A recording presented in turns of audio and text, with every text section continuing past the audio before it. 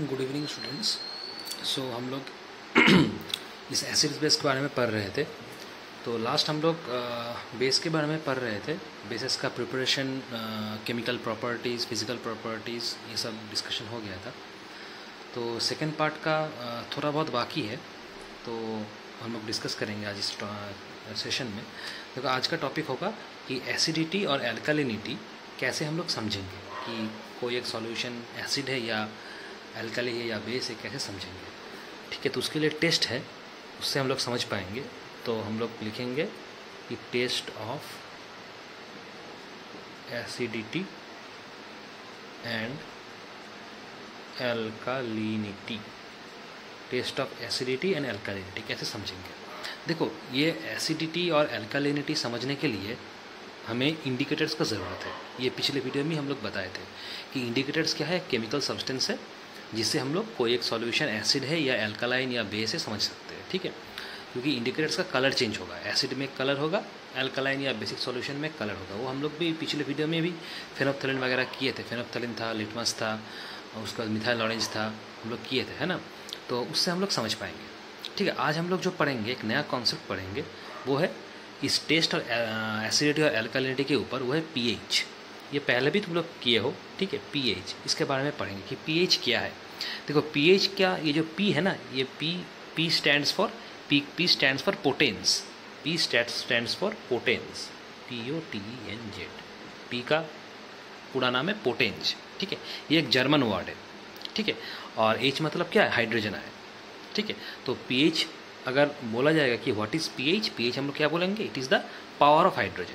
PH means power of hydrogen. H मतलब hydrogen, P मतलब power, that is power of hydrogen. और P जो word है, ये एक जर्मन वर्ड से लिया है, इसका नाम है पोटेंज। ये एक जर्मन वर्ड है। ठीक है, तो pH हम लोग क्या बोलेंगे, पावर ऑफ हाइड्रोजन। ठीक है, अगर पूछा जाए कि सॉल्यूशन का pH क्या है, what is the pH of solution, हम लोग क्या बोलेंगे। देखो, pH का एक फार्मूला है। ठीक है, हम लोग बाद में दिखाते हैं, तो पहले फार्मूला देख लो कि pH फार्मूला है क्या।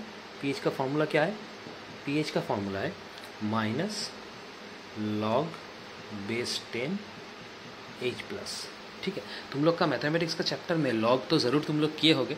ठीक है, लॉग तो पता ही है। ठीक है, तो इसके बारे में हम लोग ज़्यादा डिस्कस नहीं कर रहे हैं लॉग के बारे में। तो पीएच का फॉर्मूला है माइनस log बेस 10 H+। ठीक है, मतलब अगर पूछा जाए कि सॉल्यूशन का पीएच क्या है, हम लोग क्या बोलेंगे कि solution of a pH is negative logarithm of the base 10। देखो, नेगेटिव है, लॉगरिदम बेस 10 है, मतलब negative logarithm of base 10 of the hydrogen ion concentration. ठीक है, नेगेटिव है इसलिए नेगेटिव होगा। लॉग बेस 10 मतलब क्या, negative logarithm of the base 10 of the hydrogen ion concentration. ठीक है, ये H+ मतलब हाइड्रोजन का कंसंट्रेशन। तो हम लोग क्या लिखेंगे, pH of solution is the negative ionisation, negative logarithm of the base 10 of the hydrogen ion concentration।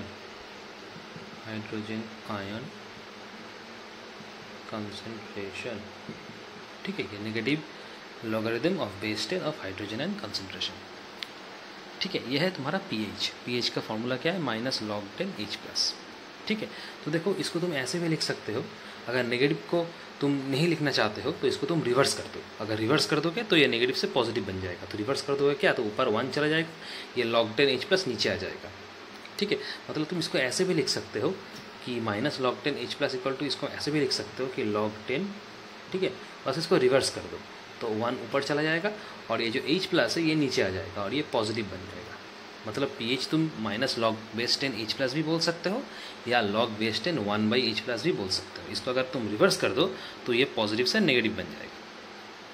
ठीक है, मतलब पीएच किसके ऊपर डिपेंड करता है, हाइड्रोजन प्लस आयन का कंसंट्रेशन के ऊपर डिपेंड करता है। जिस सॉल्यूशन का H+ आयन ज़्यादा होगा, मतलब कंसंट्रेशन ऑफ हाइड्रोजन आयन ज़्यादा होगा, उस सॉल्यूशन का पीएच भी ज़्यादा होगा, और जिसका कम होगा उसका पीएच कम होगा। समझ में आ रहा है। ठीक है, देखो, एक एग्जाम्पल हम लोग समझाते। मान लो तुम्हें बता दिया कि एक सॉल्यूशन है जिसमें H प्लस आयन का कंसंट्रेशन है 10⁻⁻12 मोल पर लीटर। कितना? 10⁻⁻12 मोल पर लीटर। ये H प्लस आयन का कंसंट्रेशन है, ये तुमको दे दिया गया है। ठीक है, तुम्हें क्या दिया है कि एक सॉल्यूशन है जिसमें H प्लस आयन का कंसंट्रेशन इतना है, तो उसका pH कितना होगा निकालो। ठीक है, pH का वैल्यू निकालो। कैसे करोगे? देखो बहुत ईजी है, इस फॉर्मूला में बिठा देंगे। तो pH का फॉर्मूला क्या है? इसमें भी बिठा सकते हो, इसमें भी बिठा सकते हो, लेकिन मैक्सिमम यही यूज़ होता है। ठीक है, तो देखो कैसे करेंगे। pH का फॉर्मूला क्या है? pH का फॉर्मूला है तुम्हारा -log/10 H प्लस, है ना। तो हम लोग क्या लिखेंगे? -log/10 H प्लस आयन का कंसंट्रेशन, ये है। समझ में आया? तो हम लोग क्या लिखेंगे? H प्लस की जगह क्या बिठाएंगे? 10⁻⁻12 बिठाएंगे। बिठा दो, क्योंकि H प्लस आयन का कंसंट्रेशन दिया हुआ है। तो -log/10 इसकी जगह क्या लिखेंगे? 10⁻12 ऐसे लिख देंगे।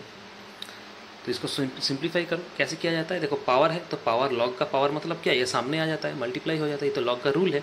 ठीक है, तो माइनस जैसे है वैसे रहेगा और -12 सामने आ जाएगा इंटू log/10⁻10। ये तो लॉग का रूल है ना, समझ में आ रहा है?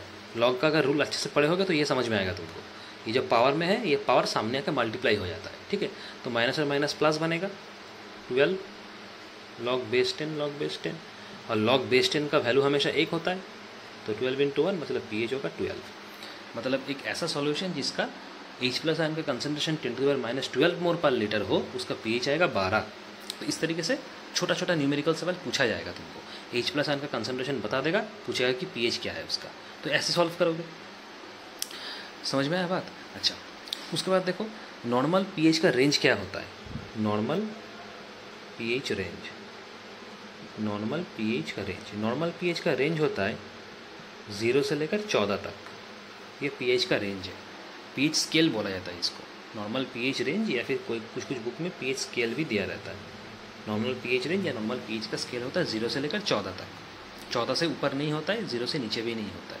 ठीक है, समझ में आ रहा है? अच्छा, अगर pH का वैल्यू एग्जैक्टली 7 है तो उस सॉल्यूशन का हम लोग क्या बोलेंगे? न्यूट्रल सॉल्यूशन बोलेंगे। ना ही तो वो बेसिक होगा, ना तो वो एसिडिक होगा। pH का वैल्यू अगर 7 से छोटा आ गया तो वो होगा एसिडिक, मतलब 7 से नीचे आएगा तो उसका एसिडिक सॉल्यूशन माना जाएगा। अगर 7 से ऊपर चला गया तो उसको बेसिक सॉल्यूशन माना जाएगा। मतलब क्या हुआ? pH का वैल्यू जितना छोटा होगा, 7 के नीचे जितना pH का वैल्यू छोटा होगा, वो सॉल्यूशन उतना एसिडिक होगा। और pH का वैल्यू 7 से ऊपर जितना बड़ा होगा, 14 तक, 14 से तो ऊपर नहीं जाएगा ना, 14 तक होगा, क्योंकि रेंज ही है 0 से लेकर 14। तो pH का वैल्यू 7 से ऊपर जितना जाएगा वो सॉल्यूशन उतना बेसिक होगा, और 7 से नीचे जितना आएगा वो सॉल्यूशन उतना एसिडिक होगा। समझ में आ रहा है? ठीक है, अच्छा, उसके बाद हम लोग पढ़ेंगे यूनिवर्सल इंडिकेटर। ये क्या है? इंडिकेटर तो पढ़े हैं, लेकिन व्हाट इज़ यूनिवर्सल इंडिकेटर, ये सवाल कभी कभार पूछ लेता है। ठीक है, यूनिवर्सल इंडिकेटर क्या है? देखो यूनिवर्सल इंडिकेटर बेसिकली मिक्सचर है, मतलब बहुत सारे इंडिकेटर्स को एक साथ तुम अगर मिक्स करोगे तो उसको बोला जाएगा यूनिवर्सल इंडिकेटर। तो basically it is a mixture of various type of indicators.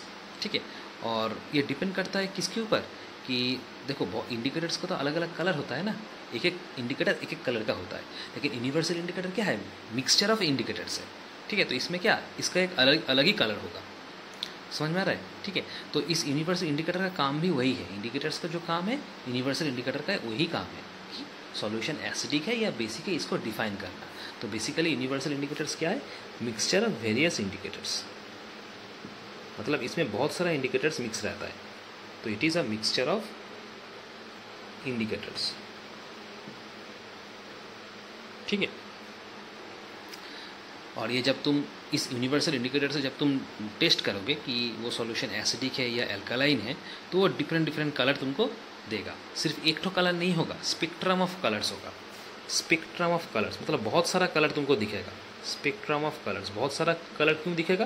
क्योंकि ये जो इंडिकेटर है, यूनिवर्सल इंडिकेटर जो है, ये तो सिर्फ एक इंडिकेटर नहीं है ना, इसमें बहुत सारे इंडिकेटर मिक्सचर है। ठीक है, इसीलिए ये सिर्फ तुम्हें एक कलर नहीं दिखाएगा। एसिडिक और बेसिक सॉल्यूशन में बहुत सारा कलर दिखेगा, इसलिए उसको बोला जाता है स्पेक्ट्रम ऑफ कलर्स। समझ में आ रहा है? अब जो कलर है वो कितना गहरा होगा वो डिपेंड करता है तुम जो एसिड लिए हो या जो बेस लिए हो उसका कंसंट्रेशन कैसा है उसके ऊपर। जितना कंसंट्रेशन ज़्यादा होगा H प्लस आयन का, हाइड्रोजन प्लस आयन का, उतना उसका कलर का जो डेप्थ है उतना वो ज़्यादा होगा। ठीक है, अच्छा तो इसको थोड़ा पढ़ लेना, यूनिवर्सल इंडिकेटर ये इंपॉर्टेंट है, समझ में आ रहा है। अच्छा, अगर universal indicator green colour produce करता है, मान लो यूनिवर्सल इंडिकेटर से तुम टेस्ट कर रहे हो कोई एसिडिक सॉल्यूशन या बेसिक सॉल्यूशन और यूनिवर्सल इंडिकेटर तुम्हें ग्रीन कलर दिखा रहा है, ठीक है, तो न्यूट्रल सॉल्यूशन मतलब तुम क्या होगा कि पीएच का वैल्यू 7 होगा। ठीक है, न्यूट्रल सॉल्यूशन बताया है मतलब उस पीएच का वैल्यू तुम्हारा क्या होगा, उस सॉल्यूशन का पीएच का वैल्यू 7 होगा। अगर यूनिवर्सल इंडिकेटर ग्रीन कलर दिखाएगा न्यूट्रल सॉल्यूशन में तो उसका पीएच होगा 7। मतलब यूनिवर्सल इंडिकेटर कोई एक सॉल्यूशन तुम लिए हो और उस सॉल्यूशन में यूनिवर्सल इंडिकेटर तुमको ग्रीन कलर शो कर रहा है, मतलब क्या होगा, उस सॉल्यूशन को तुम न्यूट्रल सॉल्यूशन बोलोगे। ठीक है, क्योंकि वो सॉल्यूशन न्यूट्रल है इसलिए उसका पीएच होगा 7। समझ में आ रहा है। अच्छा, और अगर बेसिक सॉल्यूशन है तो यूनिवर्सल इंडिकेटर जब तुम डालोगे तो कलर चेंज होगा। पहले ब्लू कलर तुमको दिखाएगा, ठीक है, ब्लू कलर धीरे धीरे चला जाएगा, उसके बाद ब्लू कलर कन्वर्ट होगा इंडिगो कलर में। ठीक है, उसके बाद इंडिगो के बाद आएगा वायलेट। इतना कलर चेंज तुमको दिखाएगा अगर सॉल्यूशन बेसिक है तो। और अगर तुम यूनिवर्सल इंडिकेटर से टेस्ट कर रहे हो तो यूनिवर्सल इंडिकेटर तुमको क्या दिखाएगा, पहले वो ब्लू कलर में चेंज होगा, उसके बाद ब्लू से इंडिगो होगा, इंडिगो से फिर तुम्हारा चेंज होकर वायलेट में आएगा। समझ में आ रहा है। मतलब वो जो सॉल्यूशन तुम लिए हो ना वो सॉल्यूशन बेसिक सॉल्यूशन है। अगर ऐसा कलर चेंज तुमको दिखेगा यूनिवर्सल इंडिकेटर यूज़ करके तो वो सॉल्यूशन तुम्हारा बेसिक सॉल्यूशन है, मतलब उसका पीएच का वैल्यू 7 से ज़्यादा है। समझ में आ रहा है बात। अच्छा, और अगर एसिडिक सॉल्यूशन है तो क्या होगा, एसिडिक सॉल्यूशन में यूनिवर्सल इंडिकेटर डालोगे तो वो येलो से पहले येलो कलर दिखाएगा, उसके बाद येलो से कन्वर्ट हो जाएगा वो पिंक कलर में, येलो से कन्वर्ट हो जाएगा पिंक कलर में, और फाइनली पिंक कलर से कन्वर्ट हो जाएगा रेड कलर। ऐसा हुआ तो वो सॉल्यूशन तुम्हारा एसिडिक सॉल्यूशन है जिसका पीएच का वैल्यू 7 से छोटा है। समझ में आ रहा है बात। तो ये कलर चेंज बहुत इंपॉर्टेंट है। ठीक है, ये पढ़ोगे यूनिवर्सल इंडिकेटर क्या है, ये कैसे कलर चेंज दिखाता है एसिडिक सॉल्यूशन और बेसिक सॉल्यूशन में। देखो स्पेक्ट्रम ऑफ कलर मिलेगा तुमको। अगर न्यूट्रल सॉल्यूशन है तो सिर्फ सिंगल कलर दिखाएगा ग्रीन, और अगर एसिडिक सॉल्यूशन बेसिक सॉल्यूशन है तो देखो बहुत सारा कलर चेंज हो रहा है, एक के बाद एक चेंज होगा और इस ऑर्डर में ही चेंज होगा। तो ये तुम्हें दूसरे इंडिकेटर से मिलेगा नहीं, दूसरे इंडिकेटर से तुम्हें एक ही कलर दिखाएगा कलर चेंज। लेकिन अगर यूनिवर्सल इंडिकेटर तुम उस यूनिवर्सल इंडिकेटर से अगर टेस्ट करोगे तो इतना कलर चेंज तुमको दिखाएगा। समझ में आ रहा है। इसलिए यूनिवर्सल इंडिकेटर एक स्पेशल टाइप ऑफ इंडिकेटर है क्योंकि इसमें बहुत सारे इंडिकेटर मिक्स किया रहता है। ठीक है, तो ये बहुत ही इंपॉर्टेंट है, इसको पढ़ोगे। ठीक है, अच्छा तो इसके बाद हम लोग पढ़ेंगे कि ये जो पीएच हम लोग पढ़े ना कि जो कि हाइड्रोजन का इनका कंसंट्रेशन है बेसिकली, तो ये पीएच का इंपॉर्टेंस क्या है हम लोग का डेली टू डेली लाइफ में, पीएच का इंपॉर्टेंस क्या है, बहुत इंपॉर्टेंट है। ठीक है, देखो एक एक करके हम लोग पढ़ेंगे इंपॉर्टेंस ऑफ पीएच। ये पहले भी तुम लोग किए हो, इतना अननोन नहीं है ये topic. Importance of pH, pH का इतना इंपॉर्टेंस क्यों है। देखो पहली बात तो पीएच का इंपॉर्टेंस इस जगह में है कि पहले होगा कि हम लोगों का बॉडी, हम लोग का जो ह्यूमन बॉडी है ये अच्छे पीएच में काम करता है। मतलब हम लोग का बॉडी के लिए जो पीएच होना चाहिए वो पीएच होना चाहिए 7 से लेकर 7.8 तक। ठीक है, पीएच का रेंज हम लोग का बॉडी के लिए, ह्यूमन बॉडी के लिए होना चाहिए 7 से लेकर 7.8 तक। अगर ऐसा पीएच बॉडी में मेंटेन होता है तो बहुत अच्छी तरीके से हम लोग सर्वाइव कर सकते हैं। ठीक है, मतलब हम लोग का जो बॉडी है वो ये पीएच रेंज में अच्छा काम करेगा। तो हम लोग का बॉडी का पीएच होना चाहिए 7 से लेकर 7.8 तक। तो हम लोग का बॉडी के ऊपर भी एक पीएच का इम्पोर्टेंस है। अगर 7 से नीचे आ गया तो एसिडिटी हो जाएगा, और 7.8 से ऊपर चला गया तो धीरे धीरे वो क्या ज़्यादा बेसिक हो जाएगा। तो नॉर्मली ये रेंज मेंटेन होना चाहिए बॉडी के लिए। तो ये पहला इंपॉर्टेंस, हम लोग का बॉडी में ये पीएच होता है रेंज। ठीक है, दूसरा इम्पॉर्टेंट है एग्रीकल्चर में। एग्रीकल्चर में भी पीएच का एक इम्पॉर्टेंस है। ठीक है, देखो एग्रीकल्चर में कैसे इंपॉर्टेंस है। देखो एग्रीकल्चर मतलब क्या, क्रॉप को उगाना, फसल को उगाना। ठीक है, तो फसल किस में उगता है, मिट्टी के ऊपर। ठीक है, कैसे उगता है कि जब तो हम लोग फसल उगाते हैं तो मिट्टी से क्या पानी वो एब्जॉर्ब करता है, बाहर से भी हम लोग पानी देते हैं। ठीक है, तो मिट्टी का जो पीएच है ना वो पीएच ठीक से मेंटेन होना चाहिए। किसी भी क्रॉप को उगाने के लिए उस मिट्टी का जो पीएच है, जिस मिट्टी में तुम उगाना चाहते हो, उस पीएच का एक पर्टिकुलर रेंज है उस मिट्टी का। ठीक है, अगर पीएच ठीक से मेंटेन हुआ तो फसल अच्छा उगेगा, मतलब मिट्टी का पीएच अगर ठीक से मेंटेन हुआ। मतलब जनरली कहा जाता है जो मिट्टी का जो पीएच है ना, ये पीएच न्यूट्रल होना बहुत ज़रूरी है, एकदम न्यूट्रल होना बहुत ज़रूरी है। मतलब क्या, पीएच का जो वैल्यू होगा वो 7 होगा, क्योंकि पीएच न्यूट्रल अगर है मिट्टी का, मतलब पीएच उसका 7 है, इसलिए वो न्यूट्रल है। या तो एकदम न्यूट्रल होगा या तो न्यूट्रल से थोड़ा इधर उधर होगा। मतलब पीएच एकदम 7 तो मेंटेन नहीं कर सकते ना, 7 मतलब न्यूट्रल है, मतलब क्या, न्यूट्रल के करीब रहेगा। या तो 7.1 होगा या तो 6.9 होगा, मतलब क्या 7 का करीब रहेगा, नियर टू न्यूट्रल, न्यूट्रल होगा। अगर पीएच का, मिट्टी का पीएच अगर न्यूट्रल तो मेंटेन कर पाओगे तो उस मिट्टी में फसल बहुत अच्छा उगेगा। क्योंकि पीएच अगर एसिड हो गया, मतलब पीएच अगर 7 से नीचे आ गया तो एसिड हो जाएगा, तो उस मिट्टी में अच्छा फलन नहीं होगा, अच्छा फसल नहीं उगेगा। अगर 7 से ऊपर चला गया तो पीएच क्या हो जाएगा, उस मिट्टी का बेसिक हो जाएगा, फिर भी फसल नहीं उगेगा। मतलब पीएच 7 या तो 7 से नज़दीक होना बहुत ज़रूरी है। ठीक है, जैसे कि मान लो अगर तुम राइस उगाना चाहते हो, तो राइस कौन सी मिट्टी में अच्छा उगता है? राइस बेसिकली उगता है अगर मिट्टी एसिडिक होगा, स्लाइटली एसिडिक, इतना एसिडिक नहीं, स्लाइटली एसिडिक। मतलब राइस अच्छा उगता है अगर मिट्टी स्लाइटली एसिडिक है, तो मतलब उसका पीएच का वैल्यू क्या, 7 से छोटा होगा। छोटा मतलब क्या, बहुत छोटा नहीं, 7 से थोड़ा सा नीचे होगा, इसलिए लिखा हुआ है स्लाइटली एसिडिक। मतलब राइस उगाने के लिए तुम्हें मिट्टी का पीएच ऐसे मेंटेन करना होगा। ठीक है, उसके बाद मान लो जैसे शुगर केन ये भी एक फसल है। ठीक है, शुगर केन के लिए अलग ज़रूरत है। शुगर केन के लिए क्या, पीएच का वैल्यू 7 होना बहुत ज़रूरी है, क्योंकि ये न्यूट्रल सॉइल में अच्छा उगता है। तो शुगर केन उगाने के लिए तुम्हें पीएच का, मिट्टी का जो पीएच है वो नियर टू 7, मतलब न्यूट्रल करना ज़रूरी है। तो ऐसे अलग अलग फसल के लिए अलग अलग मिट्टी का ज़रूरत है, तो इसमें भी पीएच का एक अच्छा इंपॉर्टेंस है। ठीक है, अच्छा, तीसरा इंपॉर्टेंस क्या है? तीसरा इंपॉर्टेंस है, देखो हम लोग सभी पढ़े हैं एसिड रेन के बारे में, बचपन से पढ़ते आ रहे हो। एसिड रेन ये बचपन से पढ़ते आ रहे हो। अगर पीएच का जो वैल्यू बारिश का, मतलब रेन वाटर का, अगर पीएच 5.6 से घट गया, रेन वाटर का पीएच हम बात कर रहे हैं, रेन वाटर का पीएच अगर 5.6 से नीचे आ गया, जो कि बहुत कम है।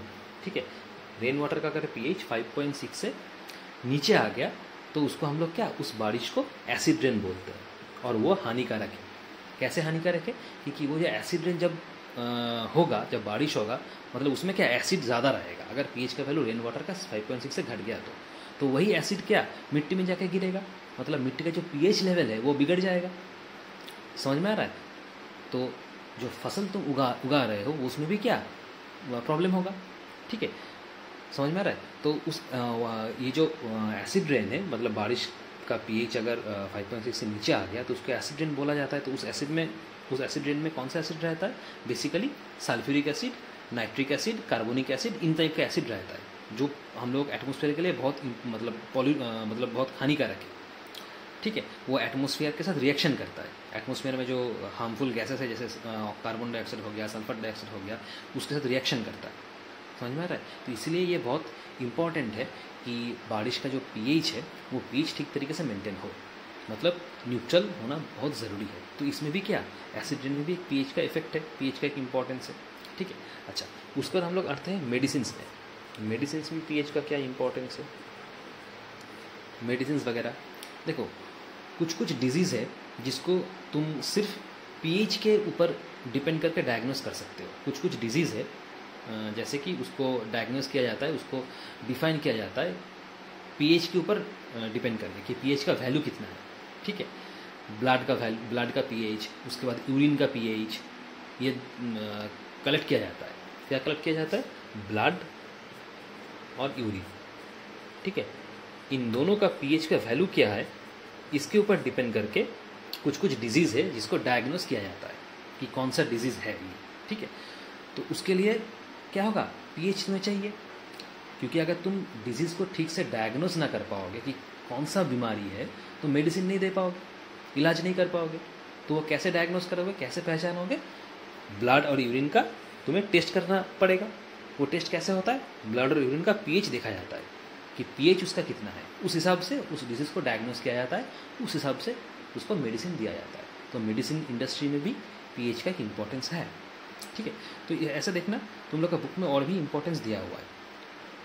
ठीक है, तो ये हम थोड़ा डिस्कस कर लिए, ये जो 4 है ये 4 ही बेसिकली सबसे ज़्यादा इंपॉर्टेंट है। ठीक है, तुम लोग का बुक में देखना और 2-3 भी दिया हुआ है। ठीक है, तो ये थोड़ा सा पढ़ लेना कि इंपॉर्टेंस ऑफ पीएच इंपॉर्टेंट है। ठीक है, तो ये तुम्हारा जो सेकेंड पार्ट था एसिड बेस का ये आज खत्म हुआ, मतलब बेस खत्म हो गया तुम्हारा। अभी हम लोग पढ़ेंगे सॉल्ट के बारे में। तो एसिड तो ख़त्म कर दिए थे, ठीक है, बेस भी ख़त्म हो गया, बचा हुआ सॉल्ट। तो सॉल्ट के बारे में डिस्कस करते हैं। देखो, तो सॉल्ट तो तुम लोगों को पता ही होगा क्योंकि सॉल्ट पहले भी पढ़े हो। ठीक है, तो हम थोड़ा ये इरेज कर लेते हैं। ठीक है, उसके बाद हम लोग सॉल्ट को स्टार्ट करेंगे। ठीक है, तो एसिड बेस तो ख़त्म हो गया। तो देखो सॉल्ट का पहला अगर हम पढ़ेंगे तो पहला पढ़ेंगे सॉल्ट क्या है। ठीक है, और उसको प्रिपेयर किया जाता है, कैसे प्रिपेयर हम लोग करेंगे सॉल्ट को। तो एसिड बेस चैप्टर में अगर ये पहले भी किए हो तुम लोग कि एसिड और बेस को जब आपस में रिएक्ट किया जाता है तो सॉल्ट प्रोड्यूस होता है, सॉल्ट और वाटर प्रोड्यूस होता है ना। तो ये कॉमन मेथड है जिसमें हम लोग सॉल्ट प्रोड्यूस कर सकते हैं। एसिड और बेस को आपस में रिएक्ट करवाएंगे तो सॉल्ट और वाटर प्रोड्यूस होता है। ठीक है, तो ये बेसिक मेथड है कि हम लोग बाद में पढ़ेंगे। पहले हेडिंग करो यहाँ पे, सॉल्ट्स एंड देयर प्रिपरेशन। देखो अलग अलग सॉल्ट का प्रिपरेशन भी तुम्हारा थोड़ा अलग अलग होगा।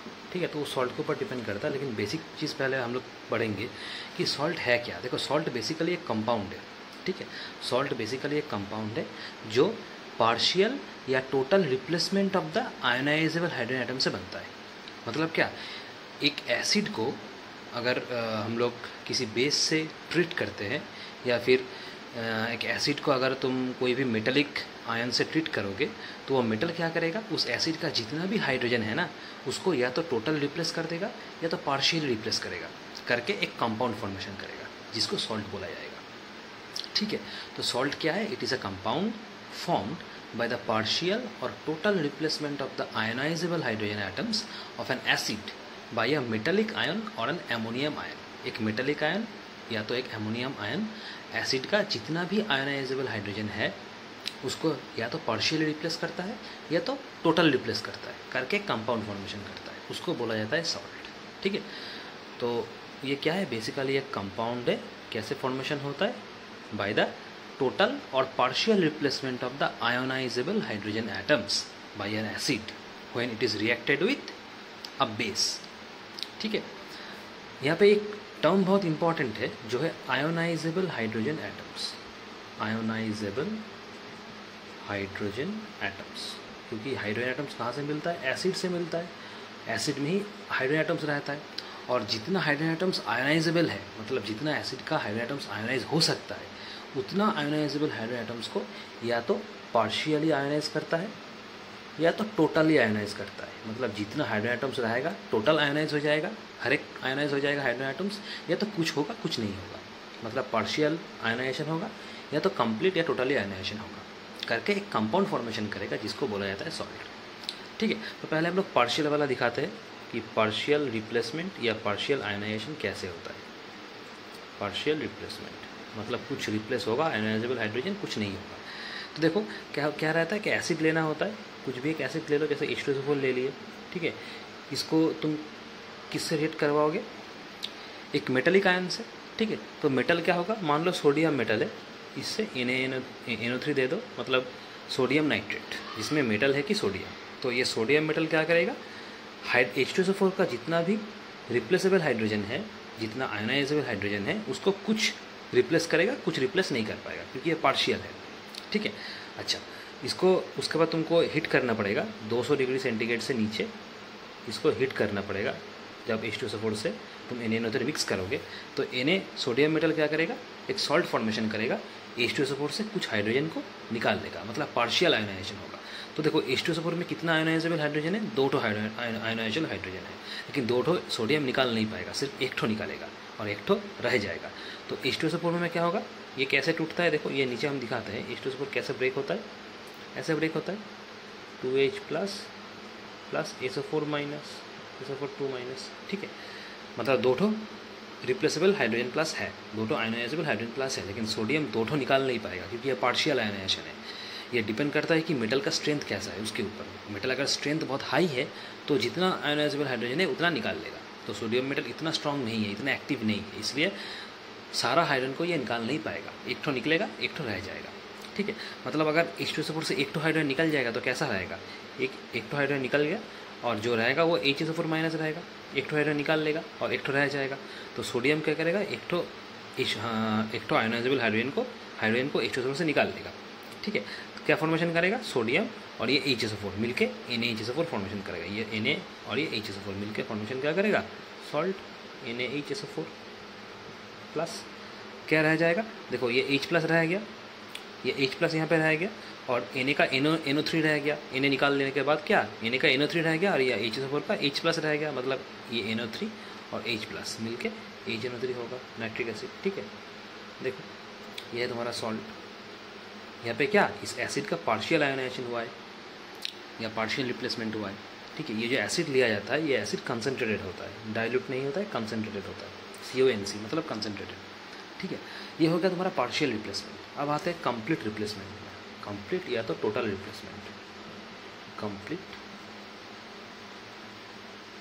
रिप्लेसमेंट, देखो कंप्लीट रिप्लेसमेंट मतलब क्या, जितना आयोनाइजेबल हाइड्रोजन रहेगा उतना निकाल देगा। ठीक है, अब अगर मान लो सेम तुम रिएक्शन करोगे लेकिन थोड़ा हम चेंजेस कर देंगे। कैसे चेंजेस करेंगे, देखो वही एसिड रहेगा, H2SO4 रहेगा। ठीक है, लेकिन अभी तुम पहले क्या था, सिर्फ NaNO3 था। ठीक है ना, अभी हम लोग 2 NaNO3 ले लेंगे, एक तो सोडियम के बदले 2 तो सोडियम ले लेंगे। तो 2 तो सोडियम क्या करेगा, 2 तो सोडियम क्या करेगा, 2 तो हाइड्रोजन को निकाल लेगा क्योंकि पहले क्या एक तो नाइट्रोजन था, सॉरी एक तो सोडियम मेटल था, यहाँ पे 2 तो हाइड्रोजन था। तो सोडियम मेटल का उतना स्ट्रेंथ नहीं है कि अकेला एक सोडियम एटम 2 तो रिप्लेसेबल या 2 तो आयोनाइजेबल हाइड्रोजन एटम को खींच के बाहर निकाल लेगा। एक तो सोडियम एटम एक तो ही हाइड्रोजन को ले सकता है, लेकिन अगर हम इसमें 2 तो सोडियम डाल देंगे तो क्या होगा, हर एक सोडियम क्या करेगा, हर एक हाइड्रोजन ले लेगा। तो 2 तो सोडियम क्या करेगा, 2 तो हाइड्रोजन को निकाल लेगा, एक सोडियम एक हाइड्रोजन को खींच लेगा, तो 2 तो हाइड्रोजन आ जाएगा।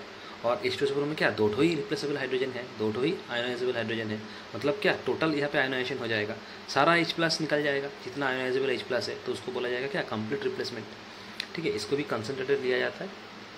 ठीक है, और क्या करना होगा, ये जो मिक्सचर है इसको 200 डिग्री सेंटीग्रेड के ऊपर हीट करना होगा। इसमें क्या 200 डिग्री सेंटीग्रेड के नीचे था।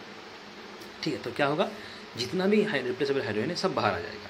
ठीक है, मतलब अब यहाँ पे H2SO4 कैसे टूटेगा, ये ऐसे टूटेगा, ऐसे टूटेगा, समझ में आ रहा है, मतलब क्या टोटल H प्लस निकल जाएगा, SO4 रह जाएगा। अब ये सोडियम क्या होगा, ये सोडियम ये SO4 से जुड़ जाएगा, जुड़ के क्या फॉर्मेशन करेगा, Na2SO4,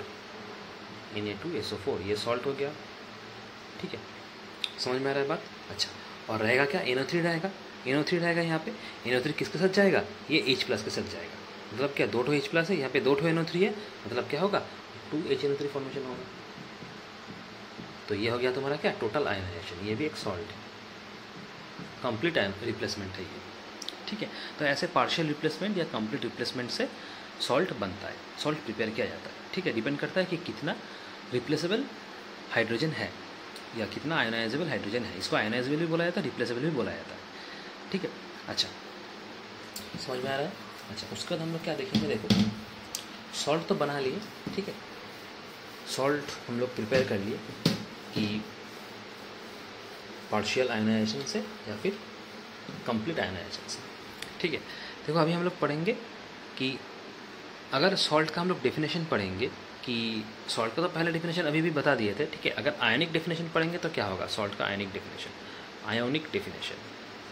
पहले जब ये स्टार्ट किए थे ये सॉल्ट एंड देयर प्रिपरेशन, तब स्टार्टिंग में हम सॉल्ट का डेफिनेशन बता दिए थे कि सॉल्ट एक बेसिकली कंपाउंड है जो पार्शियल या टोटल रिप्लेसमेंट से फॉर्मेशन होता है। किसका रिप्लेसमेंट, पार्शियल और total replacement of the ionisable hydrogen atoms of an acid.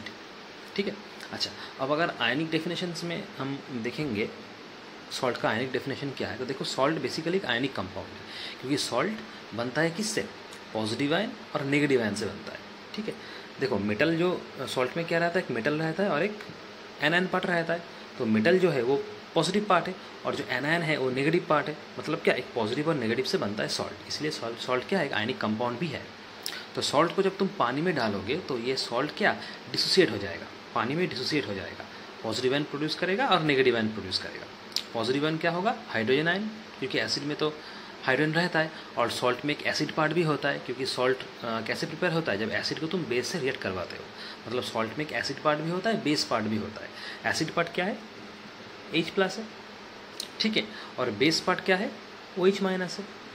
मतलब कोई भी सॉल्ट को अगर तुम पानी में डिसोसिएट करवाओगे तो वो सॉल्ट क्या होगा? आयंस में टूट जाएगा, आयंस में डिसोसिएट हो जाएगा, कुछ पॉजिटिव आयन प्रोड्यूस करेगा, कुछ नेगेटिव आयन प्रोड्यूस करेगा, ठीक है। तो यह आयनिक डेफिनेशन सॉल्ट का, कि सॉल्ट एक आयनिक कंपाउंड है जिसको तुम पानी में डिसोसिएट करोगे, पानी में डालोगे तो ये डिसोसिएट होकर कुछ पॉजिटिव आयन प्रोड्यूस करेगा, कुछ नेगेटिव आयन प्रोड्यूस करेगा, जिसको हम लोग सॉल्ट बोलेंगे, ठीक है। जैसे बहुत कॉमन एग्जाम्पल है सोडियम क्लोराइड, ये एक सॉल्ट है, NaCl फॉर्मूला है इसका।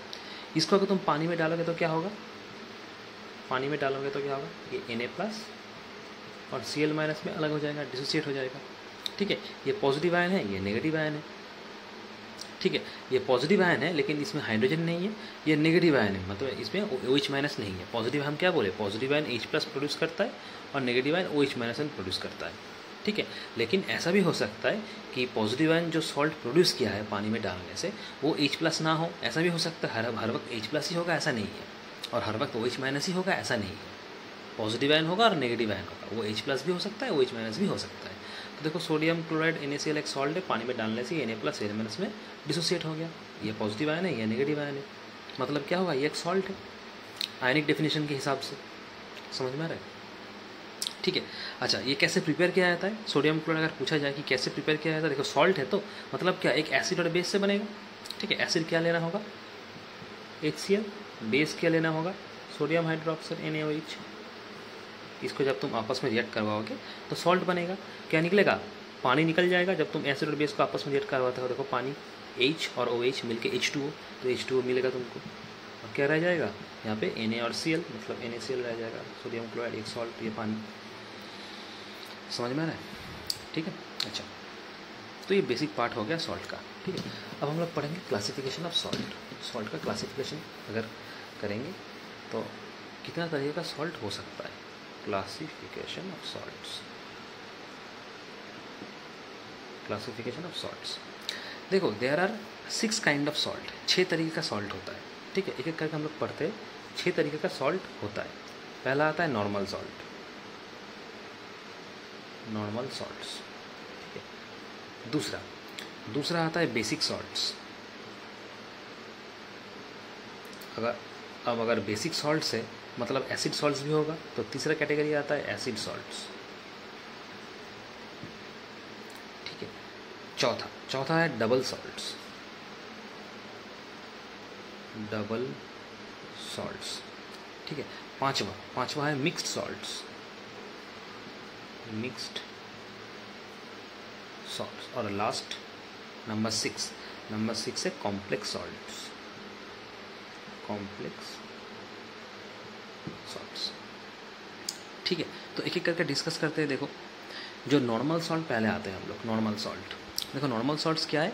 Normal salts are the salts formed by the complete replacement of the ionisable hydrogen atoms of an acid by a metallic or an ammonium. मतलब क्या, normal salt कब produce होगा? जब एसिड का जितना रिप्लेसेबल हाइड्रोजन एटम है या जितना आयोनाइजेबल हाइड्रोजन एटम से टोटल डिसोसिएट हो जाएगा, मतलब कोई भी आयोनाइजेबल हाइड्रोजन रहेगा नहीं। एक एसिड, उसमें जितना आयोनाइजेबल हाइड्रोजन है टोटली रिप्लेस हो जाएगा, मतलब कंप्लीट रिप्लेसमेंट होगा। एसिड का जितना भी आयोनाइजेबल हाइड्रोजन एटम है उसका कंप्लीट रिप्लेसमेंट होगा, ठीक है। कंप्लीट रिप्लेसमेंट होके जो तुम्हें कंपाउंड मिलेगा वही तुम्हारा नॉर्मल सॉल्ट है। मतलब इसमें एसिड का क्या, कंप्लीट रिप्लेसमेंट होता है, complete replacement of ionisable hydrogen atoms. मतलब एसिड में जितना आयोनाइजेबल हाइड्रोजन एटम्स रहता है वो कम्प्लीटली रिप्लेस हो जाता है जब इसको तुम कोई भी मेटेलिक सॉल्ट से या एमोनियम सॉल्ट से रिएक्ट करवाते हो, तो जो तुम्हें मिलेगा वो है तुम्हारा नॉर्मल सॉल्ट। मतलब नॉर्मल सॉल्ट में कोई भी आयोनाइजेबल हाइड्रोजन एटम रहेगा नहीं, ठीक है।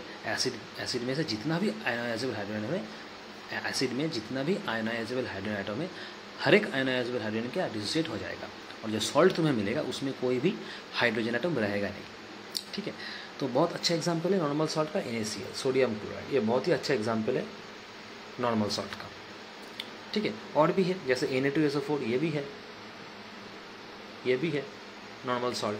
तो इसका प्रिपरेशन देखो पहले हम दिखा चुके हैं। ठीक है, अगर वीडियो तुम थोड़ा सा पीछे जाओगे, थोड़ा सा रिवाइंड करोगे, तो देखो NaCl का प्रिपरेशन अभी थोड़ा देर पहले हम दिखाए, और Na2SO4 का भी दिखा चुके हैं। ठीक है, तो वहाँ से देख लो कि कैसे प्रिपेयर किया जाता है। देखना तुम्हारा क्या दोनों में ही क्या कंप्लीट रिप्लेसमेंट हुआ है, कंप्लीट आयोनाइजेबल हाइड्रोजन एटम जो भी है वो कंप्लीट रिप्लेसमेंट हुआ है। ठीक है, अच्छा, तो ये हो गया तुम्हारा नॉर्मल सॉल्ट, बहुत ही कॉमन सॉल्ट है ये। ठीक है, मतलब नॉर्मल सॉल्ट्स में क्या कोई भी आयोनाइजेबल हाइड्रोजन एटम रहेगा नहीं। इस पॉइंट ये भी पॉइंट नोट डाउन कर लो कि there is no ionisable hydrogen atoms in normal salts, no ionisable hydrogen atoms, क्योंकि जितना आयोनाइजेबल हाइड्रोजन एटम एसिड में था सब तो डिसोसिएट हो गया, सब तो रिप्लेस हो गया, मतलब सॉल्ट में कोई भी आयोनाइजेबल हाइड्रोजन एटम रहेगा नहीं। ठीक है, तो ये हो गया नॉर्मल सॉल्ट। ठीक है, और भी एग्जाम्पल है, तुम लोग बुक में देखना, सिर्फ ये दो ही नहीं है, और भी है। ठीक है, अच्छा, तो बुक से वो देखोगे, हम दो बता दिए, और भी देखना बुक में दिया हुआ है। उसके बाद आते हैं देखो बेसिक सॉल्ट। देखो बेसिक सॉल्ट क्या है। बेसिक सॉल्ट देखो बेसिकली क्या, बेसिक सॉल्ट में जैसे हम लोग पढ़े ना कि नॉर्मल सॉल्ट में, उसमें वैसे बेसिक सॉल्ट भी है, लेकिन बेसिक सॉल्ट बनता है किससे, partial replacement of the hydroxyl ion या हाइड्रोजन आयन। मतलब यहाँ पे बेसिक सॉल्ट में कंप्लीट रिप्लेसमेंट होता नहीं है, बेसिक सॉल्ट में पार्शियल रिप्लेसमेंट होता है। मतलब हाइड्रोक्सिल ग्रुप का, मतलब जो भी एसिड है या जो भी बेस है उसमें जो हाइड्रोक्सिल ग्रुप रहता है, मतलब OH ग्रुप का बात कर रहे हैं हम, उस हाइड्रोक्सिल ग्रुप का पार्शियल रिप्लेसमेंट होता है। ठीक है, पार्शियल रिप्लेसमेंट होता है हाइड्रोक्सिल ग्रुप का। जब बेसिक सॉल्ट प्रिपेयर किया जाता है तब एक बेस लिया जाता है। ठीक है, वो बेस डाईएसिडिक बेस हो सकता है, ट्राईएसिडिक बेस हो सकता है, क्योंकि ये जो बेस हम बोले ना ट्राईएसिडिक बेस, डाईएसिडिक बेस या मोनोएसिडिक बेस, ये ऑलरेडी हम पिछले वीडियो में करा चुके हैं। जब बेसिस का क्लासिफिकेशन कराए थे तब करा चुके थे कि डाईएसिडिक बेस किसको बोला जाता है, मोनोएसिडिक बेस किसको बोला जाता है, ट्राईएसिडिक बेस किसको बोला जाता है। तो वैसे ही किसी डाईएसिडिक बेस या किसी ट्राईएसिडिक बेस से अगर तुम रिएक्ट करते हो किसी एसिड को, तो उस एसिड का पार्शियल रिप्लेसमेंट होता है, हाइड्रोक्सिल ग्रुप पार्शियली रिप्लेस होगा। ठीक है, उसको बोला जाएगा बेसिक सॉल्ट। तो इसमें क्या होता है, पार्शियल रिप्लेसमेंट होता है हाइड्रोक्सिल ग्रुप का, partial replacement of hydroxyl group. Hydroxyl group मतलब कौन सा ग्रुप है, OH group, OH minus group, OH minus group, इसको बोला जाता है हाइड्रोक्सिल ग्रुप। ठीक है, एग्जाम्पल क्या होगा बेसिक सॉल्ट का, जैसे हम बोले कि PbOHCl। देखो इसमें एक OH है, मतलब क्या, जिससे ये बना है, जिस बेस से ये बना है उस बेस में से क्या टोटल OH का रिप्लेस नहीं हुआ है, पार्शियली हुआ है, टोटल हाइड्रोक्सिल ग्रुप रिप्लेस नहीं हुआ है, इसलिए सॉल्ट के अंदर OH है। अगर टोटल रिप्लेस होता, कंप्लीट रिप्लेस होता, तो ये OH रहता नहीं। ठीक है, तो PbOH ये क्या है, एक बेसिक सॉल्ट। इसका नाम क्या है, बेसिक लेड क्लोराइड। इसका नाम है बेसिक लेड क्लोराइड, क्योंकि ये लेड है, Pb मतलब लेड और Cl मतलब क्लोराइड, तो लेड क्लोराइड और OH एक तो है इसमें, मतलब इसका नाम क्या होगा, बेसिक लेड क्लोराइड। ठीक है, और भी है, जैसे Pb की जगह अगर तुम दूसरा कोई मेटल लो, जैसे Mg है, मैग्नीशियम, तो इसका नाम चेंज हो जाएगा, क्या होगा, इसका नाम अब बेसिक मैग्नीशियम क्लोराइड, क्योंकि इसमें Mg है। तो ये भी एग्जाम्पल हो जाएगा तुम्हारा बेसिक सॉल्ट का।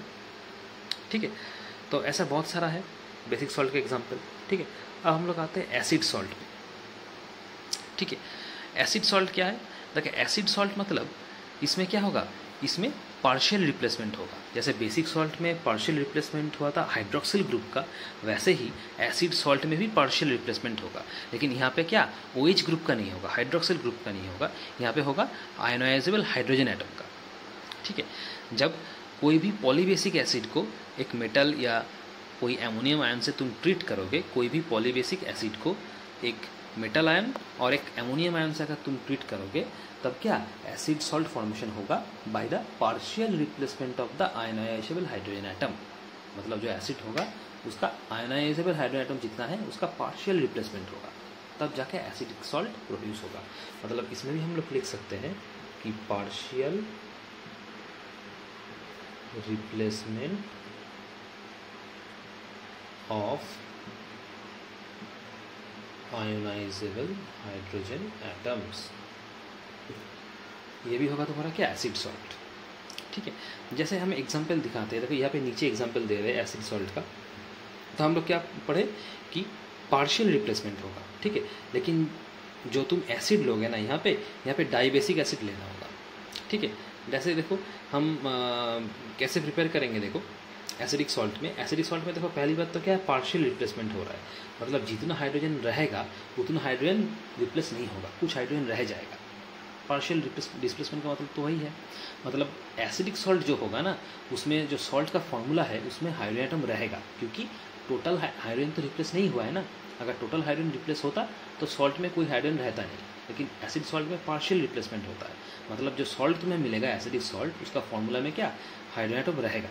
अब एक ठो भी रह सकता है, दो ठो भी रह सकते हैं, वो डिपेंड करता है फॉर्मूला के ऊपर कि कितना रिप्लेस हुआ है, ठीक है।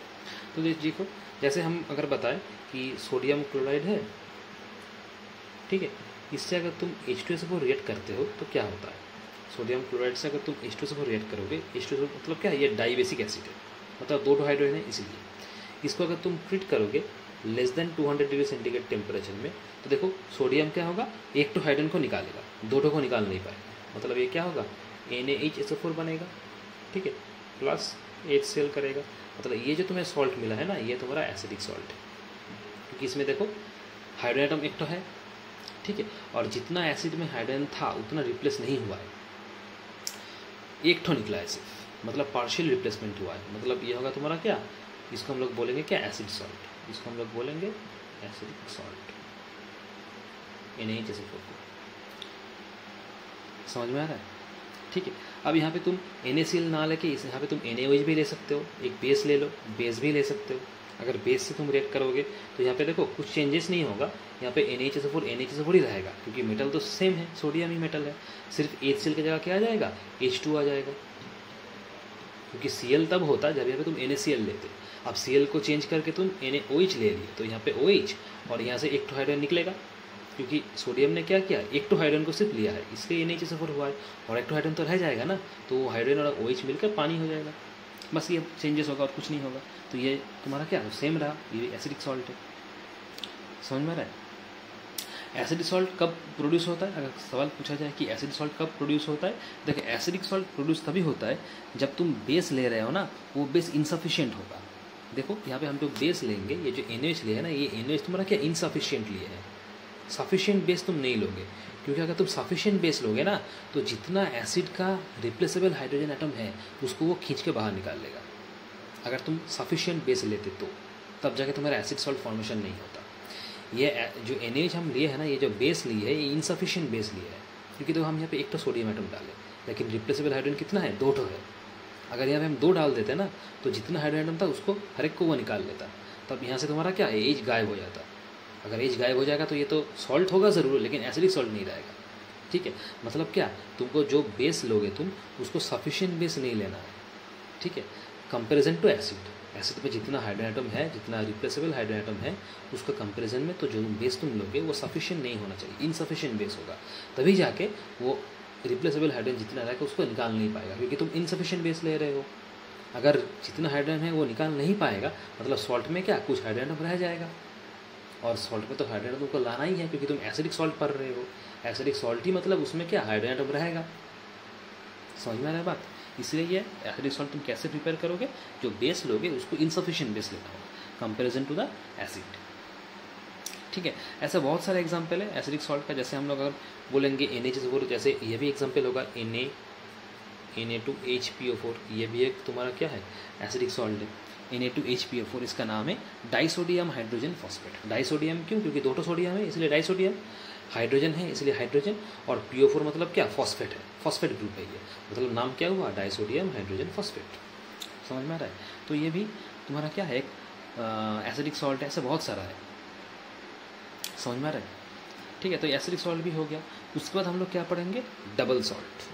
ये क्या है डबल सॉल्ट, क्या है देखो डबल सॉल्ट मतलब क्या, डबल सॉल्ट कैसे प्रिपेयर होता है, दो सिंपल सॉल्ट को जब तुम पानी में डिसॉल्व कर दोगे, दो सिंपल सॉल्ट को जब तुम पानी में डिसॉल्व कर दोगे तब ये डबल सॉल्ट प्रोड्यूस होता है। मतलब double salts are formed by the union of two simple salts that dissolve in water. दो सिंपल सॉल्ट को जब तुम पानी में डिसॉल्व कर दोगे तब वो क्रिस्टलाइज मतलब तब वो डिकम्पोज हो जाएगा, डिकम्पोज होकर एक क्रिस्टल फॉर्मेशन करेगा, जिसको हम लोग डबल सॉल्ट बोलेंगे।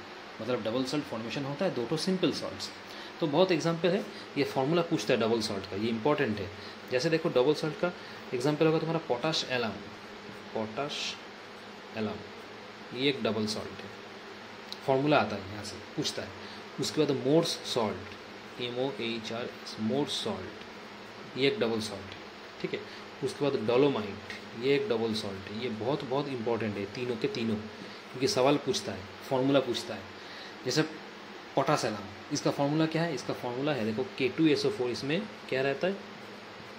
K2SO4 रहता है, ठीक है, dot Al2SO4 whole 3,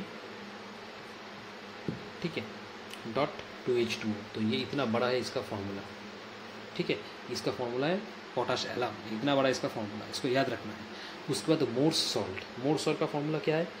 FeSO4 dot, ठीक है, NH4 whole 2 SO4, NH4 whole 2 SO4, ठीक है, डॉट 6H2, 6H2, ठीक है। ये पूरा है तुम्हारा क्या? मोर्स सॉल्ट का फॉर्मूला, ठीक है, बहुत बहुत इंपॉर्टेंट है। उसके बाद डोलोमाइट, डोलोमाइट का फॉर्मूला क्या है? CaCO3 डॉट MgCO3, ये 3 है, ठीक है, CaCO3 डॉट MgCO3, ये डोलोमाइट का फॉर्मूला। ये तीनों तुम्हारा क्या है? डबल सॉल्ट है। ये कैसे फॉर्मेशन हुआ? दो सिंपल सॉल्ट को पानी में डिसोसिएट किया दिया गया, मतलब कराया गया। जब दो सिंपल सॉल्ट को तुम पानी में डिसोसिएट करोगे तो वो क्या होगा? डिसॉल्व हो जाएगा और क्रिस्टलाइज हो जाएगा। एक साथ दोनों क्रिस्टलाइज होगा करके एक डबल सॉल्ट फॉर्मेशन करेगा, ठीक है। तो बहुत इंपॉर्टेंट है। अच्छा, उसके बाद आते हैं मिक्स सॉल्ट। देखो मिक्स्ड सॉल्ट किसको बोला जाएगा? मिक्स सॉल्ट मतलब, मिक्स सॉल्ट हम उसी सॉल्ट को बोलेंगे जिसमें एक से ज़्यादा बेसिक सॉल्ट रहेगा, या तो एक से ज़्यादा या तो बेसिक रेडिकल रहेगा या तो एसिडिक रेडिकल रहेगा। क्या बोले? मिक्स्ड सॉल्ट हम उसी को बोलेंगे, उसी सॉल्ट को बोलेंगे जिसमें एक से ज़्यादा या तो बेसिक रेडिकल रहेगा या तो एसिडिक रेडिकल रहेगा, ठीक है। मोर देन वन बेसिक और एसिड रेडिकल, एक से ज़्यादा बेसिक रेडिकल या एक से ज़्यादा एसिडिक रेडिकल रहेगा, उसको हम लोग बोलेंगे मिक्स्ड सॉल्ट, ठीक है। एग्जाम्पल क्या होगा?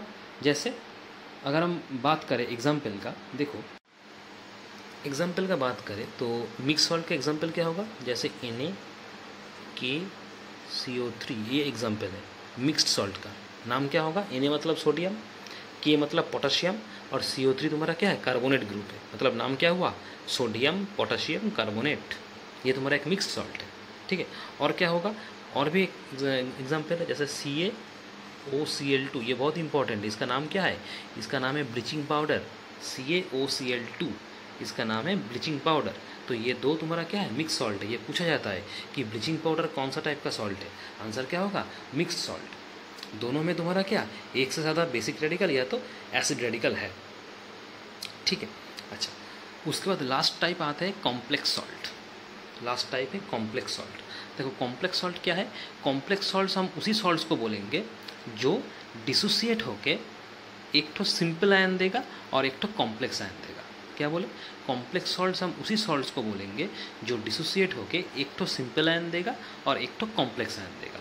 मतलब कॉम्प्लेक्स सॉल्ट को डिसोसिएट करके तुम्हें एक तो सिंपल आयन मिलेगा, एक तो सिंपल आयन मिलेगा, ठीक है, और एक तो कॉम्प्लेक्स आयन मिलेगा, और एक तो कॉम्प्लेक्स आयन मिलेगा। समझ में आ रहा है? उसको हम लोग क्या बोलेंगे? कॉम्प्लेक्स सॉल्ट बोलेंगे। और हमेशा याद रखना कि कॉम्प्लेक्स सॉल्ट को हमेशा स्क्वायर ब्रैकेट में लिखा जाता है। क्या बोले? कॉम्प्लेक्स सॉल्ट को हमेशा इस स्क्वायर ब्रैकेट में लिखा जाता है। मतलब अगर तुम्हें ऐसे स्क्वायर ब्रैकेट वाला कोई सॉल्ट दिखे, तुम आंख बंद करके उसको कॉम्प्लेक्स सॉल्ट बोलोगे, क्योंकि कॉम्प्लेक्स सॉल्ट हमेशा स्क्वायर ब्रैकेट में लिखा जाता है और कोई सॉल्ट स्क्वायर ब्रैकेट में लिखा नहीं जाता, ठीक है। तो देखो कॉम्प्लेक्स सॉल्ट मतलब क्या? अगर कॉम्प्लेक्स सॉल्ट डिसोसिएट करेगा, इसको ऐसे लिखो, अगर कॉम्प्लेक्स सॉल्ट डिसोसिएट करेगा तो क्या बोले? एक तो सिंपल आयन मिलता है, एक तो कॉम्प्लेक्स आयन मिलता है। मतलब क्या होगा? यहाँ पे हम लोग लिखेंगे सिंपल आयन और यहाँ पे क्या लिखेंगे? कॉम्प्लेक्स आयन, ठीक है। तो एक तो कॉम्प्लेक्स सॉल्ट जैसे देखो सोडियम स्क्वायर ब्रैकेट AgCN का होल 2, ये एक कॉम्प्लेक्स सॉल्ट है। सोडियम, उसके बाद स्क्वायर ब्रैकेट में AgCN होल 2, ये एक कॉम्प्लेक्स सॉल्ट है।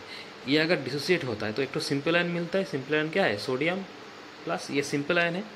और कॉम्प्लेक्स आयन क्या होगा? रिमेनिंग जो बचेगा वो तुम्हारा कॉम्प्लेक्स आयन होगा, मतलब AgCN का होल 2, ये